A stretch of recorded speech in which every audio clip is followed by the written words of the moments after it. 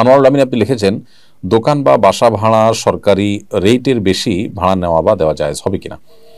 দোকান বা বাসা ভাড়ার ক্ষেত্রে সরকারি যে রেট আছে সেই রেটের অতিরিক্ত আপনি যদি নেন, সরকার যদি কোনো জায়গায় ধার্য করে থাকে ন্যায্য মূল্য যেন নিশ্চিত করা যায় সেজন্য, তাহলে সেটা আপনার জন্য, এরকম পরিস্থিতি আপনার জন্য অতিরিক্ত টাকা নেওয়া জায়েজ হবে না। কারণ হলো ন্যায্যতার যে সীমানা সেটা যদি ঠিক করে দেওয়া হয় এবং মানুষের কল্যাণে যদি করা হয়, সেটাকে মান্য করা উচিত।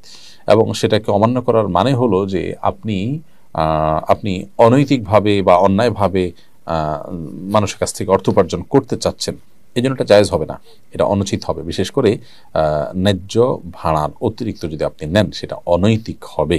এই জন্য আল্লাহকে ভয় করা উচিত। তবে যদি এমন হয় যে উভয় পক্ষ, ক্রেতা বিক্রেতা, আপনারা সম্মত হয়েছে এটার উপরে, সরকারের রেটে আসলে কেউই ভাড়া দেয় এটাই না, বা অযৌক্তিকভাবে সরকারের রেট নির্ধারিত হয়েছে, এটাতে দেওয়া সম্ভব না, ইত্যাদি ইত্যাদি যদি হয়, তাহলে সেক্ষেত্রে উভয় পক্ষের সম্মতিতে সেটি জায়েজ হবে।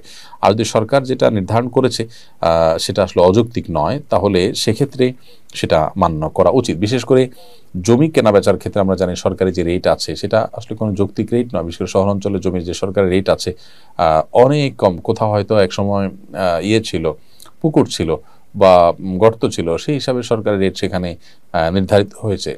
এখন সেটা খুব ভরার জায়গা, সুন্দর দামি জায়গা, সেটা বহুগুণ বেশি এখন বিক্রি হচ্ছে। এখন কেউ সরকারের দামে কিনতে বা বিক্রি করতে বাধ্য নয়।